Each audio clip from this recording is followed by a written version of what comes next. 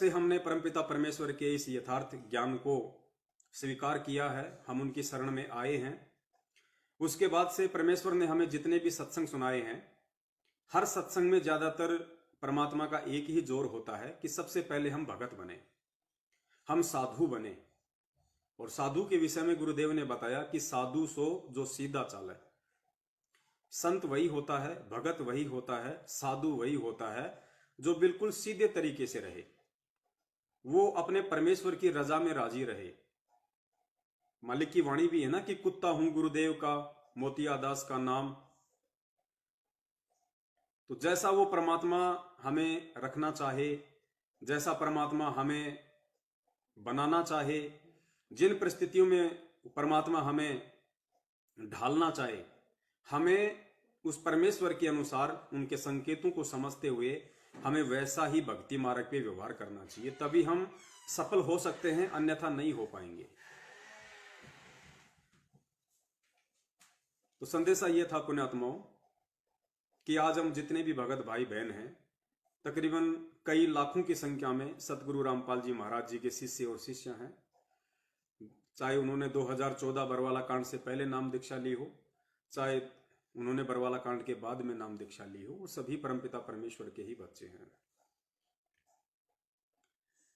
और एक परमेश्वर की वाणी है कि साईं इतना दीजिए जामै कुटुंब समावे, हम भी भूखे ना रहें अतिथि ना भूख हो जाओ। ये परमपिता परमेश्वर जी की वाणी है। और गुरुदेव ने अपने सत्संगों में कई बार जिक्र किया है कि पुण्यात्माओं, ये जो वाणियां हैं जो आप सत्संगों के माध्यम से सुनते हैं, नित्य नियम के माध्यम से सुनते हैं, रमैणी या संध्या आरती के माध्यम से सुनते हैं, आपने केवल सुनने तक ही सीमित नहीं रहना है। ये कर पाड़ने का मार्ग है, ये कुछ कर गुजरने का मार्ग है। जब तक हम परमेश्वर के वचनों पे, परमेश्वर की एक एक वाणी के ऊपर सही तरीके से अपने आध्यात्मिक कदम रखना शुरू नहीं कर देंगे, तब तक हम चाहे लाख जन्म भक्ति करते रहें, चाहे हम कितने ही बड़े भगत बनते रहें, हम लोग सतलोक नहीं जा सकते हैं। सतलोक जाने के लिए हमने गुरुदेव की प्रत्येक वाणी को अपने आध्यात्मिक जीवन में चरितार्थ करना पड़ेगा। चाहे आज कर लो, चाहे कल कर लो, या चाहे मौका मिला तो अगले फिर किसी जन्म में कर लो। मालिक की वाणियों को, मालिक के सत्संगों को, मालिक के वचनों को अपने जीवन में उतारना पड़ेगा। उन वाणियों के माध्यम से परमेश्वर जो हमें निर्देशित कर रहे हैं, आदेशित कर रहे हैं, हमें उनके अनुसार चलना पड़ेगा। जितना विश्वास अपने गुरु के ऊपर और इस भक्ति के ऊपर हमें उस परमेश्वर ने अपनी वाणियों के माध्यम से करने के लिए निर्देशित किया है, उतना हमने करना पड़ेगा। वरना ठीक है, जैसा हम कर्म करेंगे, जैसी हम भक्ति करेंगे, उस अनुसार परमात्मा लाभ अवश्य देगा, लेकिन जो मुख्य हमारा काम है वो है मोक्ष का। उस काम से हम वंचित रह जाएंगे, और अगर उनसे वंचित रह गए तो फिर कोई फायदा नहीं है। परमपिता परमेश्वर सतगुरु रामपाल जी महाराज जी की इस बिचली पीढ़ी में शरण लेकर भी, तो परमेश्वर की वाणी है कि साईं इतना दीजिए जिसमें कुटुंब समावे, हम भी भूखे ना रहें साधु न भूखा जाए। कि हे परमपिता परमेश्वर, आपके दास ने आप जी से शिक्षा लेके, दीक्षा लेके और आप जी के सत्संग सुन के परमेश्वर ये ज्ञान को आधार बनाते हुए ये समझा है कि परमेश्वर यदि मुझे मोक्ष प्राप्त करना है तो आपकी इस वाणी के अनुसार मुझे बहुत ही सादा तरीके से, बहुत ही सिंपल तरीके से अपने इस जीवन को जीना होगा। भले मेरे पास में माया कमाने के, पैसे कमाने के, धन इकट्ठा करने के लाख ऑप्शन आ जाएं, लेकिन परमात्मा उन सबको ठोकर मारते हुए, उन सबको ठुकराते हुए मुझे केवल आपके सत्संगों के अकॉर्डिंग, आपकी वाणी के अनुसार ही चलना होगा। तभी मैं आपके बताए रास्ते पर सही तरीके से चल पाऊंगा, अन्यथा कभी जीवन में सफल नहीं हो पाऊंगा। और पुण्यात्माओं, एक चीज नोट करने की है, मालिक की एक वाणी भी है, हम नित्य नियम में भी पढ़ते हैं कि कीट न जाने भृंग को गुरु कर ले आप समान। ये वाणी है परमात्मा की कीट न जाने भृंग को, कि भाई गुरु को कीजिए दंडवत कोटि कोटि प्रणाम, और कीट न जाने भृंग को गुरु कर ले आप समान। इस वाणी का सरलार्थ करते हुए गुरुदेव ने बताया कि एक कीड़ा होता है भृंगी, और वो क्या करता है, वो किसी भी कीड़े को पकड़ लेता है, किसी भी कीड़े को, चाहे कोई दूसरी प्रजाति का हो, किसी भी कीड़े को पकड़ के और वो दीवार पे चिपका देता है, किसी भी मिट्टी वगैरह के साथ में, अपनी लार वगैरह के साथ में। और उसके बाद वो क्या करता है, वो उसके पास आके बार बार जैसी भी उसकी आवाज होती है, भ्रंग भ्रंग भ्रंग भ्रंग, वो करता रहता है। और कुछ ही दिनों में वो जो दूसरी प्रजाति का जो कीट था जिसको दीवार पे चिपकाया था, उसकी आवाज सुन सुन के वो भी एक दिन वैसा ही हो जाता है, भृंगी। इसलिए परमेश्वर कहते हैं कि गुरु को कीजिए दंडवत कोटि कोटि प्रणाम, और कीट न जाने भृंग को, वो जो कीड़ा था, वो जो कीट था, वो उस भृंगी को नहीं जानता था, नहीं पहचानता था। तो कीट न जाने भृंग को गुरु कर ले आप समान। लेकिन उस सतगुरु के आशीर्वाद से, उस सतगुरु की मेहनत से, उस सतगुरु की आवाज से कुछ ही दिनों में ऑटोमेटिक वो भी वैसा ही बन जाता है, उसको मालूम भी नहीं पड़ता है। तो पुण्यात्माओं, ठीक यही स्थिति आध्यात्मिक जीवन में होती है। एक भगत जो परमात्मा से नाम उपदेश लेके अपना आध्यात्मिक जीवन शुरू करता है, और यदि उसका मकसद मोक्ष प्राप्त करना है, वास्तव में यदि वो भक्ति के मकसद से ही जुड़ा है और आत्म कल्याण करवाना ही यदि उसका मकसद था, तो उस आत्मा को एक दिन मालूम भी नहीं पड़ेगा, सतगुरु की संगति करते करते कब वो सतगुरु जैसा ही बन जाता है, उसको मालूम भी नहीं पड़ेगा। यही इस ज्ञान का सबसे बड़ा असर होता है। तो आध्यात्मिक जीवन में हमें कैसे रहना है, हमें कैसे चलना है, हमने किन किन मापदंडों का पूर्णतया पालन करना है, इस बात की यदि हमें सत्संगों से जानकारी ना हो पाए, किसी कारणवश सत्संग ना सुन पाने के चलते या साध संगति ना कर पाने के चलते, तो गुरुदेव ने इसका दूसरा सीधा सा तरीका बताया कि आप आध्यात्मिक जीवन में अपने गुरु को देख के चलिए। यदि आपका गुरु सच्चा है, सतगुरु है, शास्त्रों से आप जी को प्रमाणित हो चुका है, जो पहचान सतगुरु के विषय में बताई हुई है, और उसके बाद यदि आपने नाम दीक्षा ली है, तो फिर आपको वैसा ही आध्यात्मिक या सामाजिक जीवन जीना है जैसा कि आपका सतगुरु जी रहा है। तो जिन जिन भगत भाई बहनों ने परमपिता परमेश्वर सतगुरु रामपाल जी महाराज जी से नाम उपदेश लिया हुआ है, वो अपने पूज्य गुरुदेव जी के आध्यात्मिक और सामाजिक जीवन को देख सकते हैं कि किस प्रकार से उस परमात्मा की रहनी और करनी है, और वैसा ही वो परमात्मा आप और हम सभी को बनाना चाहते हैं। गुरुदेव ने बताया कि जीव पीव तो नहीं बन सकता, पीव कहते हैं परमात्मा को, और जीव आप और हम। तो गुरुदेव ने बताया कि जीव वैसे पीव तो नहीं बन सकता, परमात्मा तो नहीं बन सकता, लेकिन पीव के जैसा बन सकता है। और जब तक वो पीव के जैसा नहीं बनेगा, जब तक वो परमात्मा के जैसा नहीं बनेगा, तब तक वो भक्ति मार्ग में सफल नहीं हो सकता। तो बहुत सारे भगत भाई बहनों को समस्या आती है सामाजिक जीवन में, नाम दीक्षा लेने के बाद में, आध्यात्मिक जीवन में भी बहुत सारी समस्याएं आती हैं। तो उन्हें अपने सतगुरु को देख के चलना चाहिए, उन्हें अपने परमपिता परमेश्वर के पद चिन्हों पे चलना चाहिए। बहुत सारे भगत भाई बहनों को शादी विवाह में दिक्कत आती है, किसी को लेन देन में दिक्कत आती है, कोई ससुराल जाता है उसको टीका लेना, जवारी लेना, धोख लगाना, बहुत सारी चीजों में दिक्कत आती है। तो उन आत्माओं को अपने सतगुरुदेव जी को देख के चलना चाहिए कि मेरे सतगुरुदेव जी ने एक आम व्यक्ति की भूमिका करते हुए और जो एक लीला की है उन्होंने, उस लीला में जीवन में उनका क्या रोल रहा है। जब से मैंने नाम दीक्षा ली है, क्या तब से मेरा गुरु कभी किसी शादी में गया? क्या मेरे गुरु ने अपने रिश्तेदारी में यहां किसी की शादी अटेंड की? क्या मेरे गुरु ने शादी विवाह या अन्य किसी भी प्रकार के फंक्शन में कोई लेन देन किया?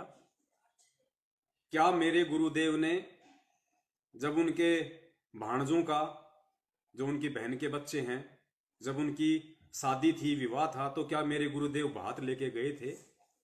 क्या मेरे गुरुदेव वहां पे पटड़े पे चढ़े थे, अपनी बहन से तिलक निकलवाया था? क्या मेरे गुरुदेव किसी की 13वीं में गए थे, और गए थे तो क्या क्या फॉर्मेलिटी की थी?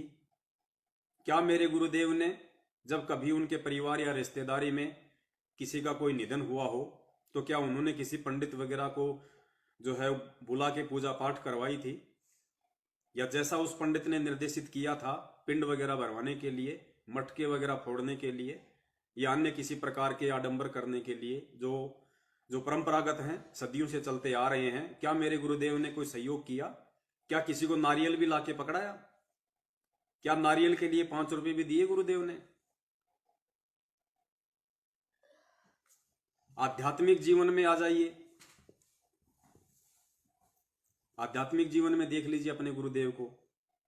क्या मेरे गुरुदेव ने जब से उन्होंने नाम दीक्षा ली 17 फरवरी 1988 से, तो जिस प्रकार से आज मैं इतना ज्ञान लेने के बाद भी, शिक्षा ग्रहण करने के बाद भी, गुरुदेव के द्वारा 27 साल से सत्संग रूपी खजाना लुटाने के बाद भी, जिस कदर मैं बात बात पे अपने गुरुदेव की अवज्ञा कर देता हूं, उन्होंने मुझे जो मर्यादा दी है, सत्संगों में जो आदेश दिए हैं, बार बार मैं उनको तोड़ देता हूं, मर्यादाएं खंडित कर देता हूं। क्या मेरे गुरुदेव ने 17 फरवरी 1988 से आज 2021 तक, क्या उन्होंने एक भी मर्यादा जो उनके मुंह बोले गुरुदेव स्वामी राम देवानंद जी महाराज जी ने उनको बताई या निर्देशित किया या लिख के दी, क्या एक भी मर्यादा मेरे पूज्य गुरुदेव जी ने तोड़ी है आज तक? उल्लंघन करने की सोची भी है आज तक? अगर नहीं तो पुण्यात्माओं, फिर हमें अपना आंकलन कर लेना चाहिए कि आध्यात्मिक जीवन में हम कहां हैं। और जब तक हम अपने पूज्य गुरुदेव जी के नक्शे कदम पे नहीं चलेंगे, उनके पद चिन्हों पे नहीं चलेंगे, तब तक पुण्यात्माओं, जैसी हम भक्ति करेंगे, गुरुदेव ने बताया उस भक्ति के अनुसार तुम्हें स्वर्ग में राजा भी बना दिया जाएगा, ब्रह्मा विष्णु महेश भी बना दिया जाएगा। तुम नीचे पृथ्वी पे आके सतयुग से लेके इस कलयुग तक तुम राजा भी बन सकते हो, लेकिन मोक्ष नहीं हो सकता। उसके बाद फिर 84 लाख में भी जाओगे। तो आज हमारे पास में सबसे बड़ा मौका है, एक सौभाग्य, एक गोल्डन चांस है कि आज हम परमेश्वर के प्रत्येक वचन के ऊपर सोने की तरह खरे उतर जाएं। छोटा सा ही तो जीवन है। असंख्य शीश हमने काल भगवान को दिए हैं, पशु पक्षी बनके, इंसान बनके भी इसने शीश लिए हैं। क्या पता हम किसी राजा की सेना में सैनिक रहे होंगे, हमने बहुत सारी लड़ाइयां लड़ी हैं, दुश्मनों ने हमारे शीश भी उतारे होंगे तलवारों से, हमने भी लोगों के उतारे होंगे। तो परमेश्वर की वाणी है कि करोड़ों शीश तूने दे दिए, यम राजा की फेंट। फेंट का मतलब गुरुजी ने बताया, फेंट का मतलब होता है झटके से, जबरदस्ती लेना। करोड़ों शीश तूने दे दिए यम राजा की फेंट, इस काल ने झटके से जबरदस्ती तेरे करोड़ों शीश उतारे हैं। कभी मुर्गा बना के, कभी बकरा बना के, कभी बकरी बना के, कभी सैनिक बना के। और एक शीश दे के देख ले, सतगुरु अपने की भेंट। भेंट होता है प्यार से, प्रेम से, ज्ञान समझ के। गुरुदेव कहते हैं कि बेटा एक शीश तू मेरे को दे दे, बस तेरा ये, और ये जीवन भी मैं तेरा पूरा कहां मांग रहा हूं नालायक। आधे से ज्यादा जीवन तो तूने मौज मस्ती में निकाल दिया। अगर तू ये सोचे कि मैंने तो कोई मौज मस्ती की नहीं, मैंने तो जीवन के आनंद लिए नहीं, तो परमात्मा कहते हैं नालायक, तेरी 30, 35, 40 साल की उम्र हो रही है, अब जाके तू मेरी शरण में आया है। तेरी खोपड़ी से लेके नीचे तक तेरे सफेद बाल हो गए, तेरे बच्चे मौज मस्ती करने के लायक हो गए, तो तूने भी तो सारी मौज मस्तियां कर ली। अब तो कम से कम ये आगे का बचा कुचा 10, 20, 15, 25, 30 साल का जो तेरा जीवन है, ये तो कम से कम तू मेरे को भेंट कर दे। देखो मांग रहा है परमात्मा हमसे, कह कह के मांग रहा है, जबकि ये तो बिना बिना कहे देना होता है, ज्ञान समझ के। लेकिन फिर भी वो परमात्मा देखो हमें पार करने के लिए, अपने बच्चों को समझाने के लिए कहता है, शीश एक दे के देख ले, सतगुरु अपने की भेंट। अपने सतगुरु को प्यार से ये शीश उनको सौंप दे। उनके चरणों में रख दे कि परमात्मा चाहे इसको काटो, चाहे जो मर्जी करो, ये दास का जो शरीर है, इस दास के शरीर के खून का एक एक कतरा परमात्मा आपका है। चाहे इस जन्म में पार करो, चाहे अगले जन्म में करो, चाहे अगले किसी जन्म में पार करो। इस दास का अपना कुछ भी नहीं है परमेश्वर, सब कुछ आपका है। और फिर परमात्मा ने शीश देने का मतलब बताया कि वे सतगुरु कभी ये शीश नहीं लेता। आध्यात्मिक जीवन में शीश देने का मतलब है अपनी इच्छाओं को खत्म कर देना, अपनी वासनाओं को खत्म कर देना, इस मान बड़ाई और अहंकार को खत्म कर देना। और जैसा सतगुरुदेव जी ने अपने सत्संगों में मुझे बनने का निर्देश दिया है, साधु बनने का, भगत बनने का, संत बनने का, बस उस अनुसार मैं अपनी रहनी करनी करूं, गुरु की प्रत्येक आज्ञा का मैं पालन करूं, गुरुदेव की अवज्ञा करने की कभी मैं सौपन में भी ना सोचूं। जैसा मुझे गुरुदेव निर्देशित करें वैसा ही मैं करूं, उनके प्रत्येक वचन पे मैं खरा उतरूं। यह होता है आध्यात्मिक जीवन में सतगुरु को प्रेम से शीश भेंट करना। और पुण्यात्माओं, जब तक हम ये नहीं करेंगे तब तक हमारा बेड़ा पार नहीं होने वाला है। चाहे हम कितना ही दान कर दें, हम कितने ही यज्ञ कर दें, जितने यज्ञ करेंगे, जैसा दान करेंगे, वो अगले जन्मों में आपको मिल जाएगा, चाहे मानव शरीर में मिले या चाहे किसी पशु पक्षी की योनि में मिले। क्योंकि परमेश्वर कहते हैं कि धर्म तो दसके नहीं, दसके तीनों लोक, और खैरायत में खैर है कीजिए आत्म पोक। जो दान धर्म तुम करोगे अपने सतगुरु को, वो कभी भी निष्फल नहीं जाएगा। दान धर्म को तो काल को दिया हुआ भी निष्फल नहीं जाता। सतगुरु मानव जन्म प्राप्त करके देता है, काल आपको गधा कुत्ता बना के दे देता है। धर्म कभी भी निष्फल नहीं होता है। तो आज आप और हमारे को मौका मिला है और इस मौके को हमने चूकना नहीं है। तो जो संदेश आज परमात्मा संगत में जो दिलवाना चाहते थे, उसके लिए परमात्मा ने छोटी सी ये एक भूमिका बनवाई थी, ताकि हम आगे संदेश को आसानी से समझ सकें कि आज का हमारा सब्जेक्ट क्या है। तो परमेश्वर की जो वाणी है कि साईं इतना दीजिए जिसमें कुटुंब समावे, हम भी भूखे ना रहें और अतिथि ना भूख हो जाए। रिक्वायरमेंट ऑफ द फैमिली, परिवार की आवश्यकता, उससे ज्यादा मांगना एक भगत के लिए संत रामपाल जी महाराज जी का भगत होकर सबसे बड़ी मूर्खता होगी उसके आध्यात्मिक जीवन की। इससे अधिक यदि वो परमेश्वर से मांगता है या वो खुद अपनी तरफ से इससे ज्यादा कमाने की कोशिश करता है, तो ये उसके जीवन की सबसे बड़ी भूल होगी। बहुत सारी वाणियां हैं परमेश्वर की। एक वाणी में परमपिता परमेश्वर ने समझाया है हमें बड़े प्रेम से। माया का अंग है, दास को थोड़ी सी टूटी फूटी याद है, जितनी याद है उतनी दास आपको बताने की पूरी कोशिश करेगा।